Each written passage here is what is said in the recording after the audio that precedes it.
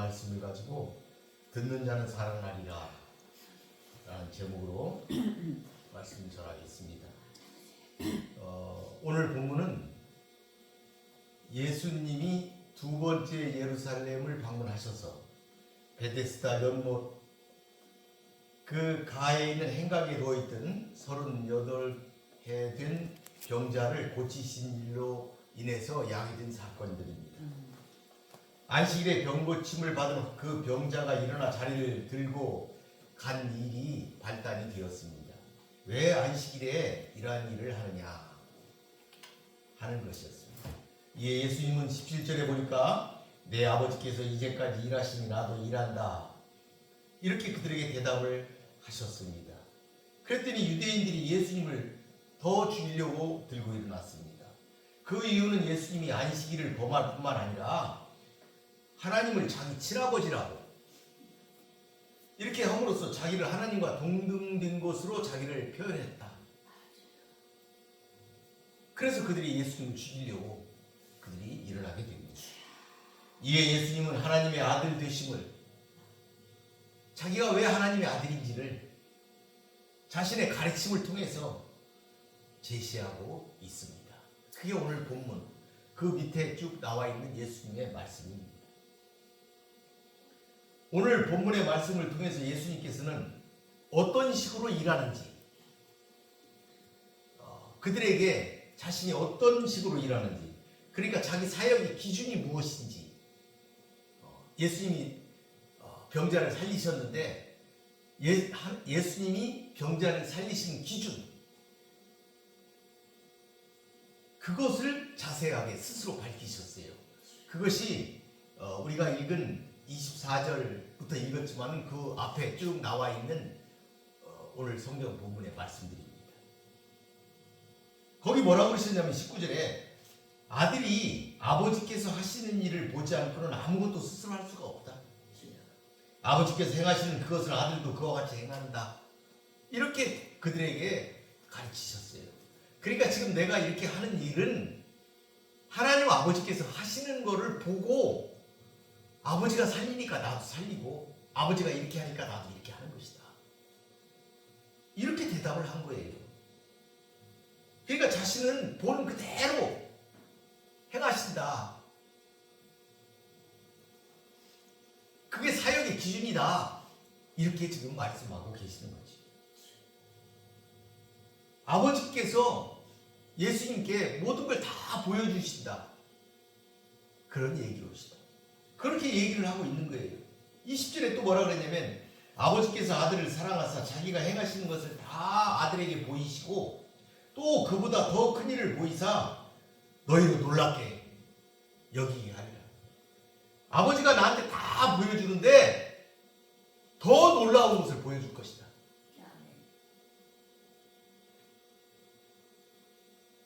그러면서 말씀을 하신 거예요. 21절에 그게 뭐냐? 아버지께서 죽은 자들을 일으켜 살리심처럼 아들도 자기가 원하는 자들을 살리실 것이다. 죽은 자도 살릴 것이다. 왜? 아버지가 살리시니까 아들도 나도 죽은 자를 살릴 것이다. 이런 놀라운 말씀을 그들에게 하신 거예요. 그러니까 누구든지 하나님이 어떻게 일하시는가, 하나님이 계시다는데 하나님이 어떻게 일하시는가, 이걸 보려면 예수님이 행하신 사역을 주목해서 보면 하나님이 무슨 일을 하시는가 이것을 알 수가 있다 하는 말씀입니다. 여러분도 예수님처럼 보고 들은 대로만, 말씀하신 대로만 행하시는 성도가 되시기를 바라겠습니다. 아멘. 그래서 하나님은 그 아들, 하나님이 원하시는 대로만 행하시는 그 예수님, 그 아들에게 심판까지도 맡기셨다 하는 내용이 계속 기록되어 있습니다. 23절에 보니까 모든 사람으로 아버지를 공경하는 것 같이 아들을 공경하게 하려 하십니다. 왜 아들에게 심판을 맡기냐면 이렇게 아버지 뜻대로 하는 아들인데 무엇을 못 맡기겠어요? 심판까지도 맡겨서 모든 피조물들이 내 아들을 공경하게 하리라. 아들을 공경하게 하기 위해서 하나님께서 심판도 맡기신다. 그렇게 말씀을 하신 거예요. 예수님이 하신 말씀이에요. 내 아버지가 그래서 나한테 이렇게 맡기시는 것이다. 너희들이 나를 공경해야 된다. 왜? 아버지가 심판까지도 나한테 맡기셨다.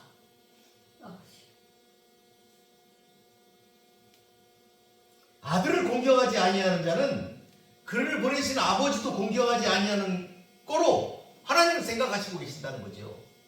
그러니까 하나님은 저들이 나를 공경하는 것처럼 그러는데 내 아들을 공경하지 않아. 이거는 나를 공경하지 않는 것이다. 하나님은 그렇게 생각하신다 이거예요. 하나님이 벌써.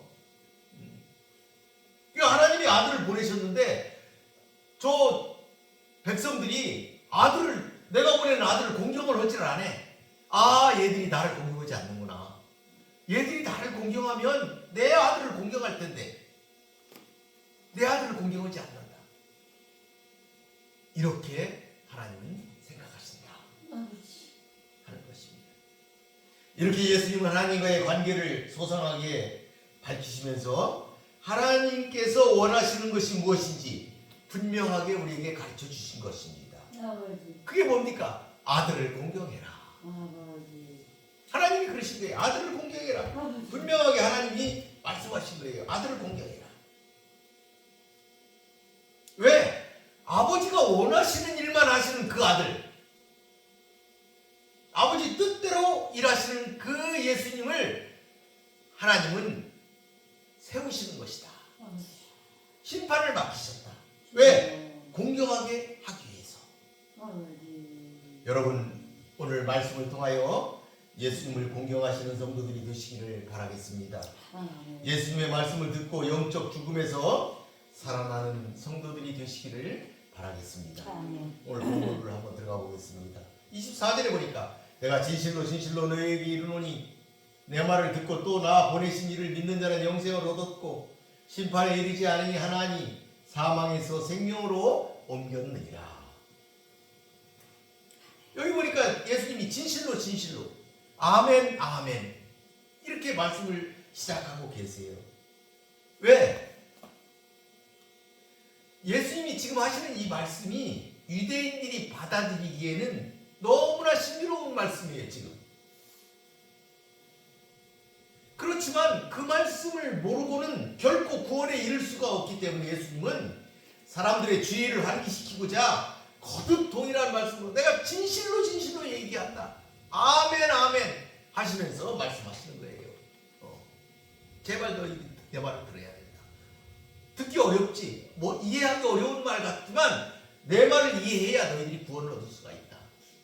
그런 의미에서 아멘 아멘 이렇게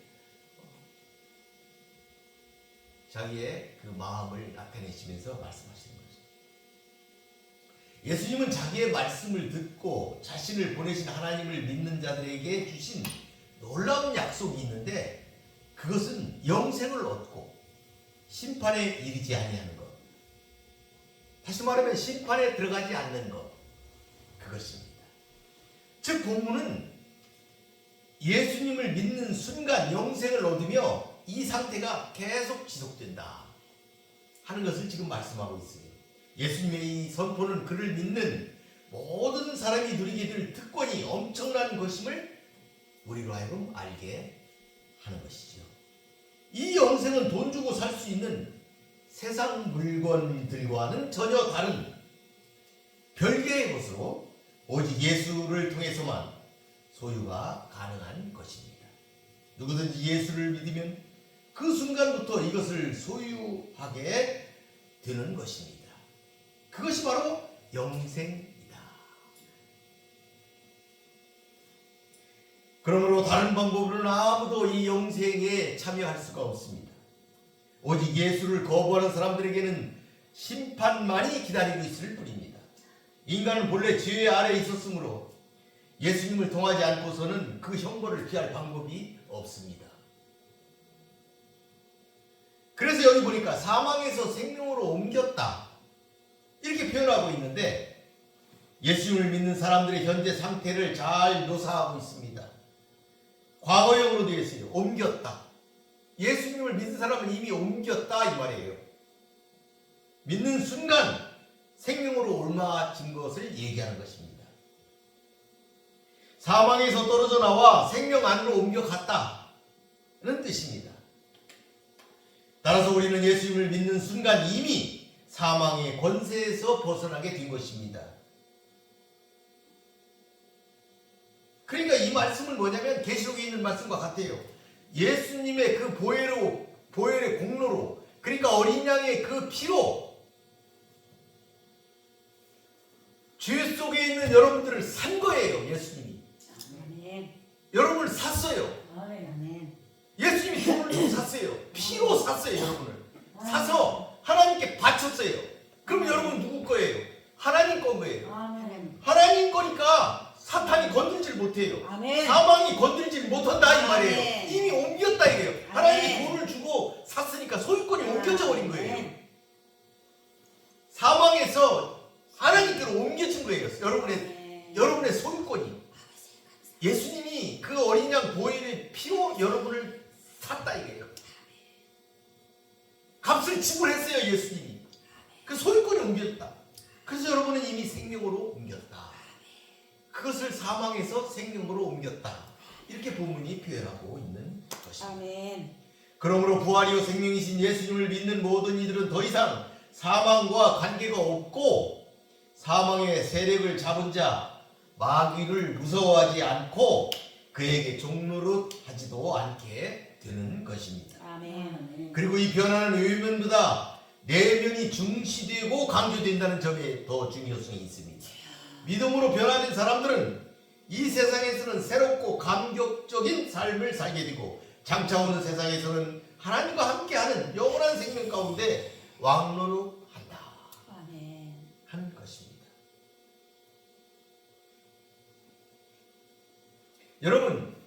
여러분들 예수님을 믿으면 장차 오는 세상에서 왕노릇한다 이렇게 자꾸 얘기하니까 도대체 왕노릇을 내가 어떻게 한다는 것이지 이렇게 생각할 수가 있는데 여러분 왕노릇이라는 것은 이렇게 의미를 생각하면 돼요. 왕이라는 건 주권을 가지고 있는 사람이잖아요. 여러분들이 주권이 있다 이래요. 그러니까 사탄에 매여서 그 시키는 걸 하는 게 아니고 여러분은 주권적으로 일을 할 수가 있어요. 하나님의 일을. 왕이기 때문에. 여러분만의 주권을 가지고 있을 수가 있다. 하나님 안에서. 그 얘기를 드리는 겁니다. 왕으로 탄다 이 말입니다. 세상 왕들에게 속히지 않았어요.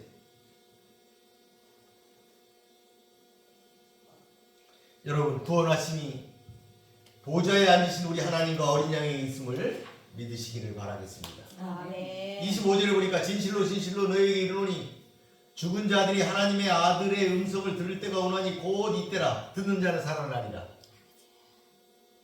죽은 자들이 하나님의 아들의 음성을 들을 시점, 때가 오고 있다 이 말이에요. 바로 지금이다. 그런 표현입니다. 여기서 보니까 들을 때 미래 시제로 되어 있어요. 그러니까 미래에 일어나는 일로 되어 있지만 이거를 이미 죽은 자들을 기준으로 본다면, 죽어있는 자로 본다면 그것이 지금이다. 죽은 자들의 입장에서 본다면 들을 때 미래의 어떤 때인데 그때가 그럼 어느 때냐? 죽은 자들에게는 지금이 바로 그때다. 죽은 자들에게는 지금이 바로 그때다 하는 것을 우리가 알 수가 있습니다. 왜 그러냐? 예수님이 오셨기 때문에 그것이 지금이다. 그래서 본문에서 말하고 있는 이 부활은 종말론적인 의미만 있는 것이 아니고 영적으로 죽었던 자들이 구원을 얻는 현재적 사건도 포함된다. 그러니까 이 부활이라는 것이 먼 후에 우리들이 죽었다가 다시 살아나는 그 부활, 종말론적인 부활만 의미하는 것이 아니고 우리들이 영적으로 죽은 자들에게 있어서는 다시 사는 것, 그 그게 바로 부활의 의미다 하는 것을 여러분들이 이해하시기를 바라겠습니다. 아멘. 그러면 영적으로 죽었다는 것이 무엇이냐? 그러면은 영적으로 죽었다는 게 무엇이냐? 이에 관련해서 성경학자 바클레이가 4가지를 지적을 했는데요. 한번 여러분들이 생각해 보시기를 바라겠습니다. 노력하는 것을 중단해버린 상태, 그 영적으로 죽은 것이다. 노력하는 것을 중단했어. 그 다음에 2번째는 느낌, 필링을 중단했을 때. 그러니까 어떤 느낌이 없이 그냥 살아가는 것. 영적인 어떤 필링, 영적인 느낌을 중단해버렸을 때 영을 향한 그런 걸 얘기하고 있습니다. 그런 상태, 그 죽은 상태다. 3번째는 생각을 중단해버린 상태. 생각 없이 살 때, 영혼에 대한 생각이 없이 사는 것을 얘기하겠죠. 그 죽은 것이다. 4번째는 회개를 중단해버린 상태, 그 죽은 상태. 회개 없이 살아가는 것. 그렇게 그분은 그런 얘기를 했습니다. 그러나 예수님이 오심으로 영적으로 그런 죽은 상태에 있던 자들에게 소망의 기회가 주어졌습니다. 예수의 음성을 듣는 사람마다 새 생명을 얻는 역사가 일어나게 되는 것입니다. 죽은 자들이 이들의 아들의 음성을 듣는다는 것은, 여러분, 죽은 자들이 아들의 음성을 듣는다 여기 그랬는데, 그 아들의 음성을 듣는다는 것은 그 아들의 목소리만이 죽음의 장수를 꿰뚫고 듣게 할 수 있는 생명의 목소리다 라는 것입니다. 예수님의 목소리만이 그 죽음을 깨뜨리고 우리 그 귀에 들리게 할 수가 있는 것입니다. 따라서 듣는 자는 예수님의 말씀을 경청할 뿐만 아니라 그 핵심 사항을 이해하고 열심으로 순종하는 사람들을 말합니다. 그래서 이 사람들은 이미 영생을 얻었을 뿐만 아니라 그리스도께서 부활하시는 종말을 날에 생명의 부활에 참여할 것이 약속되어 있는 사람들이다. 이렇게 미래적으로 말할 수가 있습니다. 이들이 살아난다는 말씀입니다. 결국 예수님은 본문에서 이 세상에 사는 동안 예수님을 믿고 그 말씀에 순종하는 사람들은 그 순간부터 새로운 삶을 살게 될 뿐만 아니라 영생이 보장되어 있음을 예수님은 선포하고 계시는 것입니다. 이와 같이 사람의 미래는 현재에 의해서 결정이 됩니다. 다시 말해 지금 예수님과 어떤 관계를 유지하는가가 오는 세상에서의 운명을 결정하게 되는 것입니다. 그러나 예수님의 말씀을 듣고 따라 살아서 영생의 축복을 소유하시는 여러분들이 되시기를 바라겠습니다. 26절에 보니까 아버지께서 자기 속에 영생이 있음 같이 아들에게도 생명을 주어 그 속에 있게 하셨다. 아버지께서 자기 속에 생명이 있음 같이 아들에게도 생명을 주었다. 그 속에 있게 하셨다. 그러니까 아버지께서는 자기 속에 생명이 있다. 먼저 이렇게 말씀하셨어요. 아버지께는 생명이 그 속에 있습니다. 이 생명은 하나님의 본성이십니다. 그런 생명을 가지셨기에 생명을 다른 이에게 줄 수도 있고 그걸 거둘 수도 있습니다. 기뻐하시는 자에게 누구든지 생명을 회복시켜 주실 수도 있습니다. 그와 마찬가지로 여러분 중요합니다. 그와 마찬가지로 아들 안에도 생명이 있다 하는 것입니다. 그 아들 예수 그리스도 그 안에 있는 그 생명은 파생된 생명이 아니다 하는 것입니다. 본래적으로 있는 생명인 것이죠. 그래서 예수님도 다른 사람에게 생명을 주실 수가 있습니다. 왜냐하면 아버지께서 아들에게도 생명을 주어 그 속에 있게 하셨기 때문입니다. 여기서 준다 그러니까 우리가 문자적으로는 그러면은 하나님이 예수님께 생명을 이렇게 주어서 그렇게 된 거 아니냐 이렇게 생각할 수가 있는데, 그런 준다는 의미보다 상징적으로 예수님에게도 지정되어 있다. 그렇게 줄 수 있고 나눌 수 있도록 지정되어 있다. 왜? 예수님 안에도 그 하나님의 생명이 있으니까, 본래적으로. 이렇게 여러분들이 이해하셔야 한다. 그것을 우리 말로는 하나님이 아들에게도 생명을 주었다, 이렇게 지금 표현하고 있는 것입니다. 그러므로 아들은 생명을 주시는 능력에 있어서 아버지와 절대적인 동등성을 가지고 있습니다. 태초부터 계셨을 뿐 아니라 창조 사역에도 동참하신 성자는 성부의 피조물이 결코 아닙니다. 그 안에 있는 생명은 아버지의 그것과 동일하며 피조물들 안에 있는 지음받은 생명과는 전혀 다른 차원입니다. 이런 권세가 예수님께 주어졌으므로 그분을 거역하는 이들은 생명의 구원에서 제외될 수밖에 없다. 왜? 예수님이 생명을 가지고 있는데 예수님을 거역하면 당연히 그 생명에서 제외될 수밖에 없다 하는 것을 우리들이 알아야 하겠습니다. 이 사실을 잘 깨닫고 예수 안에 있는 참 생명이 있음을 믿고 구하시는 여러분 되시기를 바라겠습니다. 27절에 보니까 또 인자됨으로 말미암아 심판하는 권한을 주셨다. 그러니까 심판하는 권한을 주셨는데, 여기 보니까 하나님께서 심판의 권한을 주신 이유가 한 번 지금 더 나오고 있어요. 인자됨으로 말미암아 주셨다. 정확히 번역하게 되면은, 왜냐하면 그가 인자이기 때문이다. 하나님이 그에게 심판하는 권한을 주셨는데 그가 인자이기 때문이다. 이렇게 정확하게 번역될 수가 있습니다. 이것을 바꿔 말하게 되면은, 하나님께서 심판을 행할 수 있는 권세를 허락하신 이유가 바로 예수께서 성육신하여 인간이 되셨기 때문이다 라는 것입니다. 그분이 이 땅에 육체를 입고 오셨을 때 무시당하고 거부되었습니다. 신적 영광이 부인되었습니다. 이제 그런 그분이 심판자가 되는 것, 그것은 너무나도 당연한 것입니다.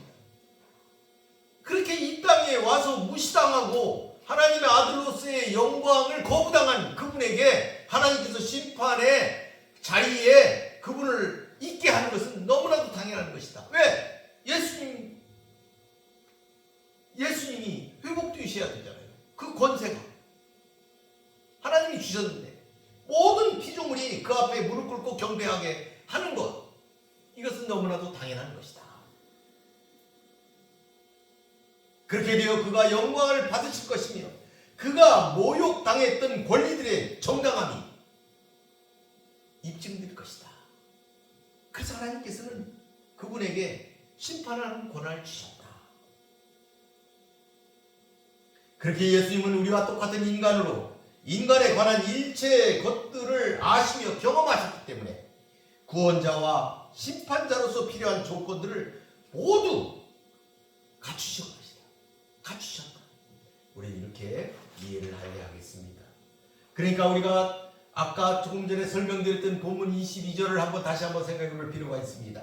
아버지께서 아무도 심판하지 아니하시고 심판을 다 아들에게 맡기셨다. 앞선 22절에도 말씀하셨는데 그 이유가 뭐냐? 23절에 오니까 이는 모든 사람으로 아버지를 공경하는 것 같이 아들을 공경하게 하려 하심이라. 아들을 공경하지 아니하는 자는 그를 보내신 아버지도 공경하지 아니하리라. 이렇게 말씀하시면서 아들을 공경케 하는 것, 그것이 심판을 맡기신 또 다른 이유다. 그 이유다. 이렇게 했는데 오늘 다시 보니까 또 한 가지 이유가 예수님이 인자가 되셨기 때문이다. 사실 이 내용을 두 개를 다 연결해서 놓고 보면 거의 같은 말씀을 공경케 하는 것, 그리고 인자가 되었다. 인자가 되어서 고통받고 무시당하고 했던 그 모든 것들, 그런 모든 것들로 인해서 인자가 되었기 때문에 이제는 그분으로 하여금 공경을 받게 하기 위해서 하나님께서 심판을 아들에게 맡기셨다.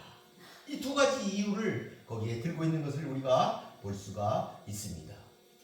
여러분 계시록에서도 보면 하늘 보좌에서 어린 양에 관하여 보좌에 둘러선 많은 전사들이 찬양하는 것을 볼 수가 있는데 거기에 보면 이런 구절이 나옵니다. 천사들의 찬양입니다.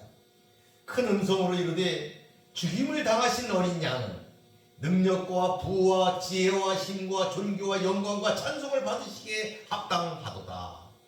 아멘. 이렇게 7가지의 항목을 들어서 예수님을 공경받게 합당하다 이 말은 완전한 공경을 받을 분이시다 하는 것을 얘기하는 거예요. 완전한 공경을 받을 수 있는 분이 예수 그리스도시다. 어린 양이시다. 그분은 죽임을 당하셨던 분이시다. 공경받으시기에 합당하신 분이시다. 이렇게 하나님께서는 두 가지 이유, 첫째는 인자됨, 둘째는 아들을 공경케 하려는 그 이유 때문에 예수 그리스도께 심판하는 권한을 주신 것이다. 여러분 구원하심이 보좌에 앉으신 우리 하나님과 어린 양이 있음을 믿으시길 바라겠습니다. 28절에 보니까 이를 놀랍게 여기지 말라. 무덤 속에 있는 자가 다 그의 음성을 들을 때가 올 것이다. 이를 놀랍게 여기지 말라. 이게 뭔 말이에요? 예수님께서 자기를 믿는 사람들에게 영생을 주신다는 것, 그리고 자기를 거부하는 자들을 심판하신다는 것, 이런 권한을 하나님께서 예수님에게 주셨는데 이거 놀랍게 여기지 말라. 이것을 놀랍게 하지 말라. 그런 얘기가 되겠습니다. 사실 예수님의 이러한 주장을 당시의 유대 종교 지도자로서는 이해한다든지 이것을 수용한다든지 하는 건 불가능했을 것입니다. 도리어 그들에게는 자신이 이런 일을 할 수 있다는 예수님의 주장이 너무나도 어이없는 궤변이다. 이렇게 그들은 생각했을 것입니다. 공관복음서에 기록된 예수님 행하시는 역사들은 이를 보는 이들의 놀라움을 자아내기에 충분한 것들이었습니다. 그렇지만 이를 지켜보거나 전하여 들은 사람들이 모두 예수를 인정하고 믿음을 고백한 것은 아니었습니다. 대다수의 정통 유대인들은 여전히 그를 거부했고 그의 주장을 신뢰하지 않았습니다. 그렇지만 예수님은 이를 놀랍게 기이하게 여기며 의심치 말라고 말씀하고 계십니다. 더 놀라운 일이 일어날 것이기 때문입니다. 그것은 무덤 속에 있던 자가 다 그의 음성을 들을 때가 온다는 사실입니다. 그러면 무덤 속에 있는 자들이 다 그의 음성을 들을 때가 오는데 그래서 무슨 일이 일어날 것이냐? 29절에 보니까 선한 일을 행한 자는 생명의 부활로 악한 일을 행한 자는 심판의 부활로 나오리라. 부활이 일어날 것이다. 놀라지 말라. 더 큰 일이 일어난다. 부활이 일어날 것이다 하는 것을 예수님이 설명하고 계시는 것이죠. 부활이 일어날 것이다. 놀라지 말라. 그의 음성을 들으면 누구의 음성? 예수님의 음성을 듣는다. 누가? 무덤에 있는 자들이. 그러니까 29절을 보니까 선한 일을 행하는 자나 악한 일을 행하는 자나 모든 인간들 선한 자나 악한 자나 모두 다 그의 음성을 들을 때가 온다. 그때 부활할 것이다. 이렇게 예수님은 부활에 대해서 언급하고 계십니다. 아멘. 그러니까 세상 끝날에 한 사람도 예외 없이 모두 다 부활한다 이 말이죠. 그런데 그 부활이 뭐냐? 두 가지 양상. 한쪽은 생명의 부활, 한쪽은 심판의 부활로 나타난다. 아멘.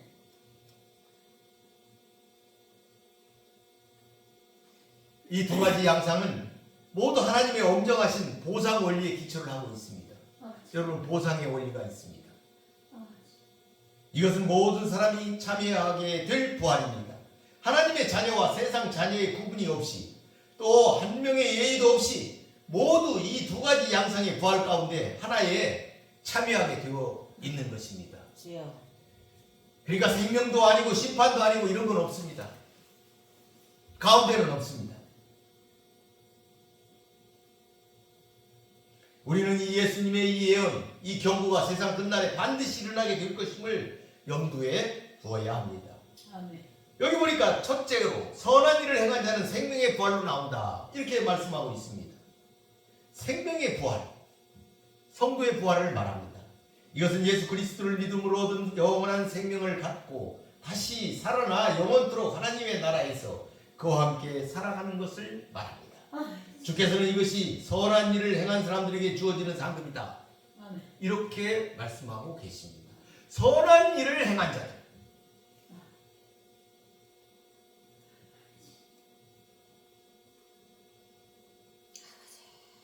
여기서 선한 일이 무엇입니까?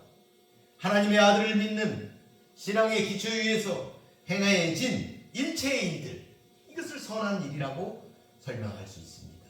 성도들의 특징적인 기술이죠. 그러나 믿음이 배제된 선행은 어떤 것도 인정받지 못합니다. 믿음 안에서 행한 선한 일을 말하고 있는 것입니다.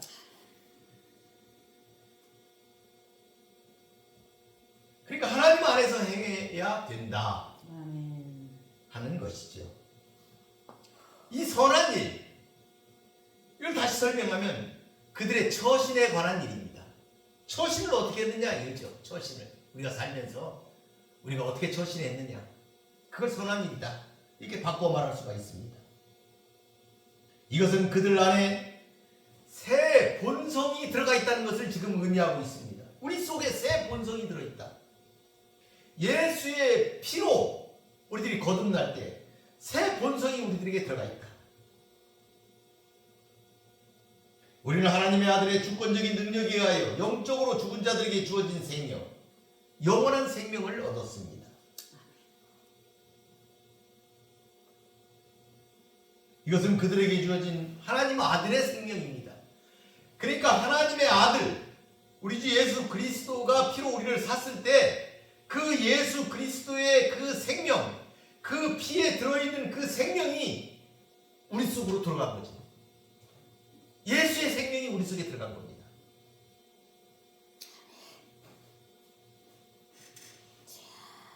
그러니까 우리의 피가 예수의 피로 대체되었다 이 말이에요. 그러니까 우리 속에 새로운 본성이 생겼다는 것이죠. 그러므로 우리 안에 누가 들어있냐? 예수 그리스도의 생명이 들어있어요. 그러면 어떻게 해야 되느냐? 우리는 그리스도와 같은 행동을 해야 된다 이 말이에요. 지금 그 얘기를 하려고 그러는 거예요. 선한 일이라고 그랬는데 그리스도와 같은 행동을 해야 되는데 어째서 그리스도와 같은 행동을 하게 되느냐?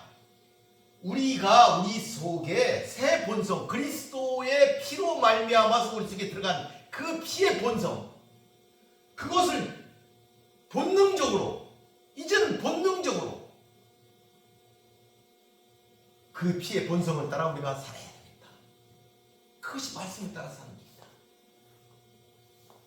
그래서 우리의 행동이 바깥으로 드러나게 된다. 우리의 처신이 그리스도가 하시는 것처럼 우리가 따라서 하게 된다. 그러니까 이 말은 뭐예요? 우리가 처음에 이 성경 들어갈 때 예수님은 하나님이 하시는 대로 한다고 그랬잖아요. 하나님 원하시지 않는 건 안 하시고 하나님 기뻐하시는 것만 하고 하나님께서 허락하신 것만 한다. 그럼 우리는 어떠냐? 우리 속에 그리스도의 피로, 우리 여러분들 성만 차릴 때 우리가 어떻게 해요? 먹을 때 뭘 먹는다고 그래요? 피를 마시고 예수 그리스도의 육신을 빵으로 해서 먹는다 이러잖아요. 예수님의 피와 살을 우리가 먹어가지고 우리 속에 예수 그리스도의 본성이, 예수 그리스도의 피가 우리 속에 들어간 거다. 새로운 생명이 들어갔다 이 말이에요. 피가 들어갔으니까. 피라는 건 생명을 얘기하잖아요. 새로운 생명이 들어간 거예요. 누가 주신 거? 예수 그리스도가 주신 새로운 생명. 그러면 우리가 어떻게 살아야 되느냐? 그 우리 속에 있는 그 본성대로 살아야 된다. 어떻게? 예수 그리스도의 본성대로. 이제 예수 그리스도의 피로 우리가 우리를 새롭게 했으니까 그 피의 본성대로 우리가 살아야 돼. 그래서 그 행동이 바깥으로 나타나야 되겠다. 사도행전 10장에 보니까 뭐라고 되어 있냐면요. 그가 두루 다니시며, 예수님을 얘기합니다. 예수님이 두루 다니시며 선한 일을 행하시고 마귀에게 눌린 모든 사람을 고치셨으니 이는 하나님이 함께 하셨습니다. 그러니까 예수님의 그 세계를 한 줄로 이렇게 썼는데 뭐라고 하냐면 그가 두루 다니시며, 이게 두루 다니셨잖아요. 예수님이 전도하시고 이렇게 열심히 다니셨는데 두루 다니시며 선한 일을 행하셨다 이랬어요. 예수님이 복음을 전파하고 병자를 고치고 이렇게 어려운 사람들을 이렇게 살리신 그와 같은 것들을 뭐라고 표현했어요? 선한 일을 행하시고.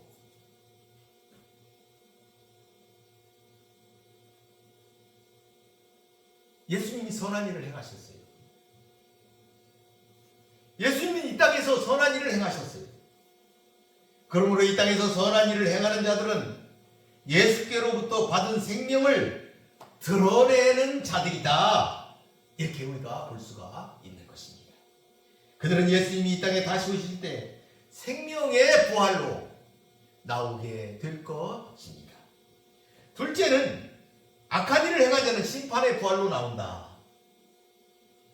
이렇게 성경이 말하고 있습니다. 이 세상 자녀들이 참여하게 된 부활, 그 부활을 얘기하고 있습니다. 심판의 부활을 말하고 있는 것이죠. 악한 일을 행한 자는 구원받지 못한 세상의 많은 사람들을 가리키고 있습니다. 이는 그들이 악한 일을 행하였기 때문입니다. 아까 말씀드렸죠. 보상의 원리가 작용한다. 그들은 이 세상에서 악한 일을 행하였기 때문입니다. 이 악 중에서 가장 큰 것은 뭐냐? 그들이 악하다. 그런데 가장 큰 죄는 뭐냐? 하나님의 아들과 그의 말씀을 거부하고 받아들이지 않는 것입니다. 왜? 예수 그리스도 안에 생명이 있는데 그 생명을 거부했기 때문에 그들에게 생명이 들어갈 수가 없었던 거예요. 그게 가장 큰 죄다. 예수 그리스도를 죄인들의 구세주로 믿지 않은 것입니다. 예수 그리스도가 없는 인생들의 모든 행위는 세상 기준으로 가치 있는 것이다 해도 하나님 앞에서는 가치 없고 악하고 썩어질 것들에 불과한 것입니다. 이들이 백보자 심판 때에 다 백보자 앞으로 소환되는 것입니다. 이젠 불경건하게 죽은 모든 사람들도 그리스도의 목소리를 듣고 순종하게 됩니다. 무슨 순종? 선한 일로 순종하는 게 아니고 그들이 죽어서 다 있더라도 예수님께서 심판받으러 나와라 이렇게 부르시면 모든 사람들이, 이렇게 죄인들도 그때는 순종한다 이 말이에요. 악한 자들도 순종해요. 왜? 심판받으러 나오라 하는 그 말에는 모두가 순종하게 된다.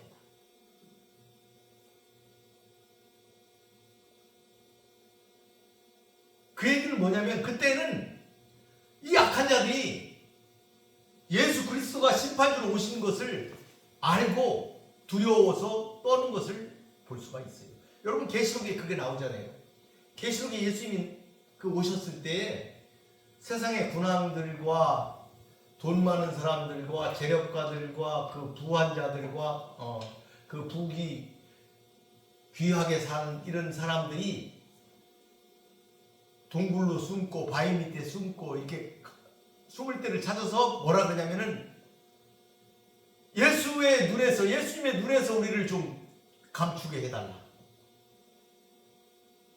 이렇게 울부짖는 것이 계시록에 나옵니다. 그때는 그들이 다 예수님의 음성을 듣고 심판대 앞에 서게 되는 것이죠. 심판의 부활로 그들이 다 나오게 됩니다. 그리고 그들은 그 후에 불과 유황이 타는 못 속에서 영원히 괴로워하며 보내게 될 것입니다. 이것이 엄숙한 진리입니다. 예수 그리스도의 심판은 의롭습니다. 하나님의 뜻대로 심판하시기 때문입니다. 30절에 보면 내가 아무것도 스스로 할 수 없노라. 듣는 대로 심판하노니 나는 나의 뜻대로 하려 하지 않고 나를 보내신 이의 뜻대로 하려 함으로 내 심판은 의로우니라. 여러분, 하나님 안에서 그 뜻대로 행하는 모든 일은 다 의롭습니다. 아멘. 그러므로 선한 일을 행한 자는 생명의 부활로, 아멘. 악한 일을 행한 자는 심판의 부활로 나오게 되는 것입니다. 이것을 믿으시는 성도가 되시길 바라겠습니다. 아멘. 말씀을 마무리하겠습니다. 아멘. 오늘 본문은 자신을 신성 모독자로 정죄하고 죽이려는 유대인들을 향해 예수께서 성부 하나님과 자신과의 관계에 근거한 자신의 기본 사항들에 대해서 선언하신 내용을 기초로 하고 있습니다. 주여. 여기서 예수께서 선언하신 내용은 다음과 같습니다. 첫째는 자신은 하나님께서 행하신 대로 보고 행하신다 하는 것입니다. 자신은 아버지께서 행하시는 대로 보고 행하신다. 둘째는 자신은 아버지와 함께 부활시키는 일에 함께 할 것이다. 셋째는 자신은 하나님의 심판의 권세를 받았다. 유인받았다. 이렇게 말씀하고 있습니다. 예수님이 이렇게 말씀하신 거예요. 넷째는 그래야 자기에게는 하나님의 아들로서 사람들에게 공경받을 권위가 있다. 자신은 하나님께로부터 그걸 받았다. 모든 피조물들에게 공경받을 그 권세를 받았다 하는 것이 나와 있습니다. 다섯째는 자신이 마지막 때에 죽은 자와 산 자를 심판해서 자신의 믿음의 여부에 따라 자신을 믿었는지 안 믿었는지 거기에 따라 생명의 부활과 심판의 부활로 그들을 가를 것이다. 이렇게 예수님이 선언하셨습니다. 이러한 예수님의 자기 선언에서 우리는 몇 가지 교훈을 받을 수가 있습니다. 첫째는 하나님 아버지께서는 아들이신 예수님께 모든 걸 보여주셨습니다. 우리가 예수님처럼 모든 것을 다 볼 수는 없지만 우리가 하나님과 친밀한 관계 속에서 하나님과 교제 가운데 우리가 있다면 우리도 신령한 일들을 볼 수가 있고 분별할 수가 있을 것입니다.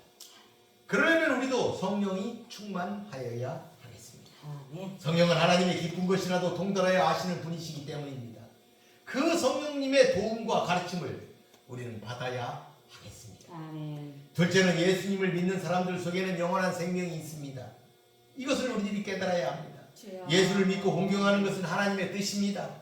그래서 우리가 예수를 믿으면 예수님의 그 생명을 예수님이 우리에게 나누어 주십니다. 아버지. 우리는 그 생명을 받아야 합니다. 아멘. 겉으로 우리는 선한 일을 행하여야 하겠습니다. 예수님도 이 땅에 계실 때 선한 일을 행하셨습니다. 그러므로 성도는 새 생활을 통해서 자신의 믿음을 증거해야 하겠습니다. 그럴 때 우리는 생명의 부활로 나올 수가 있게 되기 때문입니다. 아멘. 사랑하는 성도 여러분, 현재의 삶은 내세를 위한 확실한 투자가 됩니다. 이 세상에서 인생을 근시안적으로 보고 세상 것만을 추구하고 산다면 그에게는 보장된 미래는 없습니다. 주여. 우리에게는 좀 더 멀리 보는 지혜가 필요합니다. 아멘. 그래서 예수 그리스도의 음성을 듣고 행하는 자가 되어야 살 수가 있을 것입니다. 아멘. 우리의 미래를 밝은 소망이 있는 삶으로 만들어 갑시다. 아멘. 승리하시는 성도 여러분이 되시기를 바라겠습니다. 아멘. 말씀을 마치겠습니다. 고맙고 감사하신 아버지 하나님 감사합니다. 오늘은 우리 주 예수 그리스도께서 유대인들에게 말씀하셨던 그 말씀, 듣는 자가 살아나리라, 이 말씀을 가지고 말씀을 전했습니다. 예수님께서는 그들에게 자신이 어떤 기준으로 일하는지에 대해서 자세하게 설명했습니다. 우리 예수님께서는 제2이신 성자 하나님이시지만 성부 하나님의 뜻을 따라서 그 뜻과 함께 그대로 성부 하나님이 원하시는 대로 일하셨다. 주여.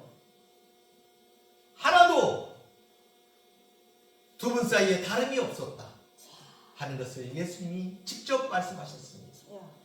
우리도 이 예수님의 새 생명을 받은 자들로서, 이 새 생명을 가슴에 품은 자들로서 예수님의 말씀을 따라 살아가는 예수님을 닮는 성도들이 되게 하여 주시옵소서. 아멘. 그래서 생명의 부활로 그 마지막 때에 서게 할 수 있도록 도와 주시옵소서. 아멘. 주께서 함께 하시길 바라옵소서. 아멘. 우리 주 예수 그리스도의 이름으로 기도합니다. 아멘. 아멘.